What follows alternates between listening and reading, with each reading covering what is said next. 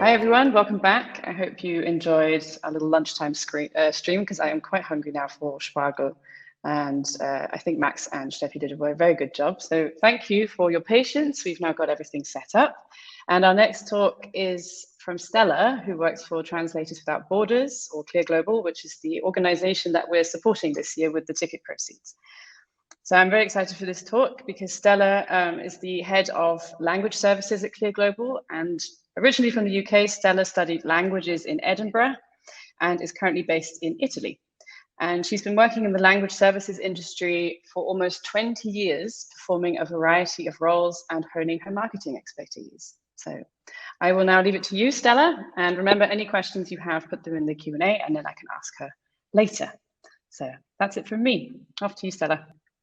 Thank you, Antonia, and thank you for inviting us and for supporting us actually during your annual conference this year. So we really, really appreciate that and everything that you do. So I hope today in this short presentation to be able to tell you a little bit about our organization, what it is we do and why it's important. So as you mentioned, we are Translators Without Borders. A lot of people know us by that name. Actually, last year, we changed our name, our brand to Clear Global. And so I thought I'd just give you a very quick overview of our organization and what it is that we do. So really at the heart of the Clear Global, our mission is helping people get vital information and be heard no matter what language they use. And I think some of the words in that are very important. Like I said, we used to be known, and we still are known as Translators Without Borders, but we actually realized that in order to communicate with people effectively, it's not just about translation. Often it can be about the channel that the information is provided in. It's how the information is presented. Is it audio? Is it written? And also what language is being used. And the other aspect that's really important is also being able to listen to people. I think too often we end up bombarding people with information, thinking we know what's best for them, but actually we're not listening to what people really need. So that's why we kind of evolved our organization. So CLEAR stands for Community, Language, Engagement, Accountability, and Reach, which pretty much sums it up. Community, because we as an organization, we work with our community, the Translators Without Borders community. Today we have over 80,000 primarily volunteer linguists who collaborate with us, and they're an amazingly diverse community based from all over the world, all sorts of different profiles. We have students, junior translators, and then really well-seasoned translators, other language professionals. And then we also have other people who've never done translation before. They may be educated bilinguals who just want to help, right? So our community is really important to everything that we do. You can actually sign up to join our community today if you want, if you go over to our website. It's quite a simple process. And then we have Clear Tech, which is the part of our organization dedicated to language technology. So we all use Google Translate or various different language technology solutions. Even our Alexa or whatever in our homes is using voice technology, for example. It's a kind of language technology. But if you don't happen to speak one of the world's major languages, all those things that we've come to rely on nowadays, they're just not there for you. So we've kind of calculated that approximately half the world's population doesn't have the access to information that you and I do, simply because either of the language that they speak, or because of connectivity issues, or perhaps maybe they live in a country where information is not open and accessible. So Clear Tech is dedicated to solving those issues. And then that we also have Clear Insights, which is the part of our organization which performs a lot of research, looking into the data, looking into people's language preferences, creating language maps. There is still not a reliable resource of what languages are spoken where all around the world. That's because language evolves and people move. So we do a lot of work around that, and advocacy, raising awareness around the importance of language in all sorts of situations. And we're focused primarily on the humanitarian and development sectors. So a little bit of a closer look at what we do. We work with around 140 different organizations, non-profit organizations and UN agencies, ranging from like the large organizations like World Health Organization or the Red Cross, right down to tiny grassroots community-based organizations. And we work with them to understand their communication needs and their language needs.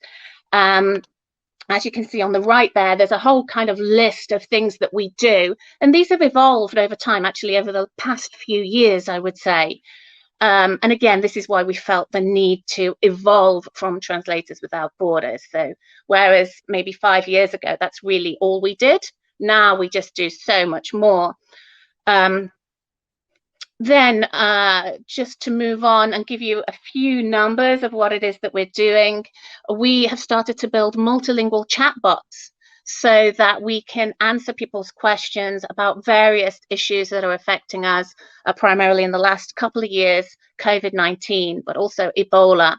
Chatbots are really interesting because they allow you to understand what people want to know, right? And if you can understand what people want to know, you can also identify gaps in information and gaps in knowledge, which then means you can actually do something about it. You can create information products that will address those information gaps. We've also done a lot of language maps and the glossary apps in 46 languages to date.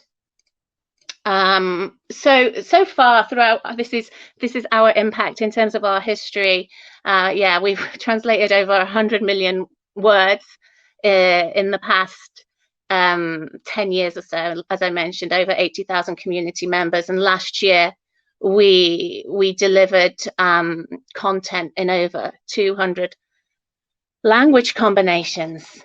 But today, really, I'm here because we have a situation going on in the world which is kind of taking up a lot of our attention, particularly in the Western world and particularly in Europe, I have to say. Now, we as an organization, we were set up to respond to various crises all around the world. The first crisis we responded to was the earthquake in Haiti back in 2011. So we have been responding to crisis situations all around the world since then. And we currently have teams in northeast Nigeria and in Bangladesh dealing with the long-standing crises that are ongoing there, the insurgency in northeast Nigeria and the Rohingya crisis in Bangladesh, where we have well, in Nigeria, millions of people living in camps, and likewise in Bangladesh. So throughout all our experience, we've been learning how to respond to various crises. And when I use the word crisis, because this has actually been in the news a bit, there's quite a lot of controversy around the terms used. We call it a crisis because we are a humanitarian organization. And so we follow the humanitarian principles of humanity, neutrality, impartiality, and independence. And so for us, whether it is a war or an aggression or it is a natural disaster, we call it a crisis because our focus is to help anyone affected by crisis, wherever they may be in the world and whatever sort of crisis that is. So with the Ukraine response, again, this is it's a massive response actually for us.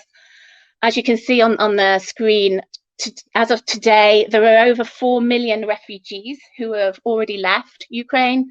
And there are over 7 million people who are internally displaced within Ukraine. We did some initial research. We have a Ukraine language map. And while, yes, the vast majority of people speak Ukrainian or Russian, there are actually over 20 languages spoken in Ukraine and 168 nationalities present. Our work has been focusing on trying to understand what language needs there are, primarily at the borders.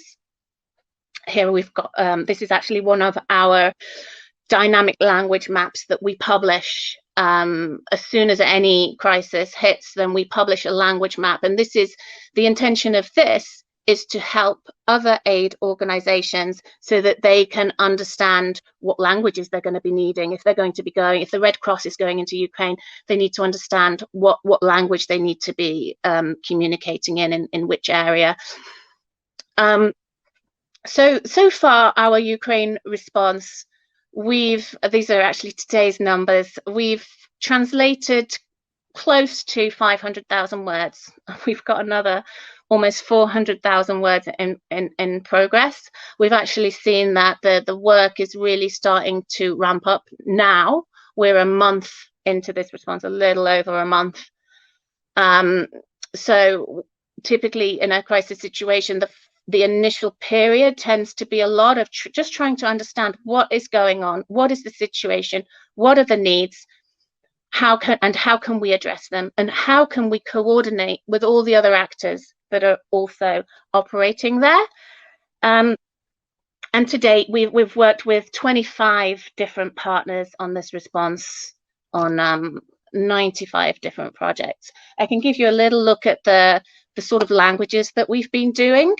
So as you can see, again, it's Ukrainian is by far, this is a little small actually. Ukrainian is by far the largest language, and but then a lot of Polish and Russian. But we are translating into a lot of other languages, and indeed our primary response languages are those languages in the immediate countries surrounding Ukraine. But also we're increasingly seeing that as refugees make their way across Europe, we are providing more translations to the host communities, and the largest host communities are expected to be in Southern Europe or Germany. So we are actually making sure that our information is available in those languages as well. And so I think that's also something quite interesting to take into account, because a lot of people say, oh, but you know, Ukrainian and Russian are very similar, or maybe the Ukrainians and the Polish, they can kind of understand each other as well. Yeah, but when the Ukrainians, they move over to Spain or to Italy, things start to get more difficult. Maybe you've all heard of different situations if you're based in Europe right now. Okay, another thing that we did, which I wanted to share with you, is that we set up a Ukraine Emergency Community Partnerships Program. And what this is, it's a way for small organizations, particularly like grassroots organizations or community initiatives. And in this crisis, there are a lot of those. So there are a lot of different initiatives springing up with people trying to help in all sorts of different areas. And so what we're doing is any organization whose primary goal is to help anyone affected by this crisis, they can get access to our platform and our community, and effectively they are then able to get language support in any language that they need. So this is a little something, if you know of any organizations that might be able to benefit from this, then you can find the information on our website on how to apply for that. We have like a fast-tracked process. We do need to perform some due diligence to make sure that the organizations we are working with, that they respect our kind of eligibility criteria, and that they are going to be sharing content that, again, is eligible. They're fairly simple, but we do need to do that. But yeah, but I think the numbers only really, they don't even show half of actually what we're doing. We're doing so much more. Like the words translated is kind of part of what we're doing. but we're also doing a lot more. We have a team at the border in Poland, and they've been talking to organizations who are there, trying to assess the communication needs of the people who are affected.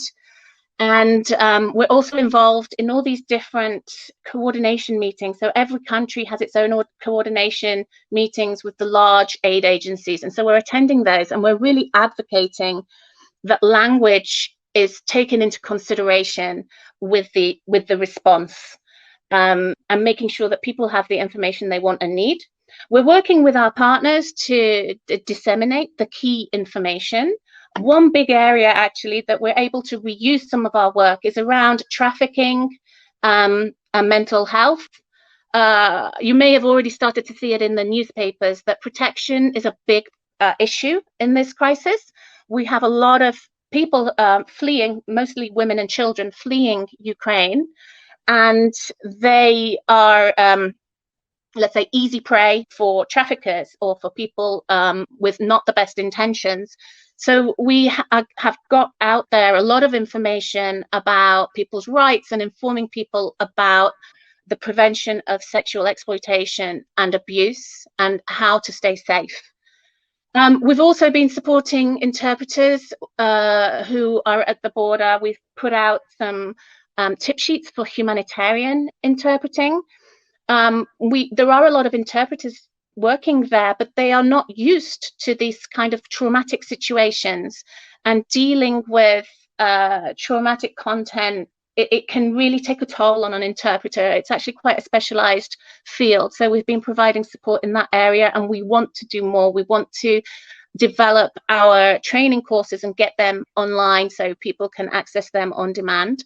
We're also working with the hosting municipalities, making sure that refugees are warmly received, making sure they have the right information. We're also working on a terminology resource, which is going to be available. We're focusing on the primary response languages, and then we want to move on to the other languages.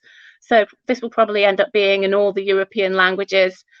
And it will be available online so that anybody can access it. And it will also include audio as well. We're also trying to see if we can do something in sign language as well. And the other thing is we're implementing machine translation on our platform so we can speed up the translations. Obviously, we will be incorporating human post-editing. So it will be machine translation with human post-editing. So we're speeding that up so that we can deal with the masses of content that we're receiving. Yeah, and then finally, we are working with organizations who have these more technological, either hotlines or information kiosks with the chatbots to see how we can help there. So that's like a really quick overview. I'm afraid I haven't been able to see if there are any questions in the chat as I've been talking. But yeah, I wanted to thank you for inviting us today to your conference. It's a real privilege for us, and we're really, really happy that you've chosen to support us. I'd like to invite everybody to follow us on all our social media channels. We have quite an active presence telling you about all the work that we're doing for the Ukraine crisis, but also the other responses that we are working on. Unfortunately, this won't be the last crisis that we work on. There are probably other crises looming around the corner. And yeah, we currently have both the Clear Global domain and accounts and the Translators Without Borders accounts. So yeah, I'm happy to take any questions. Well, hi, thanks, Stella. We do actually have a few questions in the chat, one of which has been asked a few times. I am Ukrainian who knows English. How can I help with what Clear Global is doing? Okay, you can definitely join our community. So if you go onto the Translators Without Borders website, there is I think it says there's basically a very simple form that you fill out to join our community. And once you join our community, you will then be able to get access to the projects. Like, we don't actually have any barrier to having people join our community, and that's done on purpose, because in a crisis situation we need to be able to get people on board and available as quickly as possible. But that's something that you can definitely do, and that would be great. We love to have new community members. Yes, I also signed up and joined Translators Without Borders, and it was a very quick, easy process to get the profile set up. And I haven't had the chance to translate anything because my language pair isn't needed at the moment. But but if you speak Ukrainian and English, or Ukrainian and German, for example, then there is definitely a lot of work that needs to be done.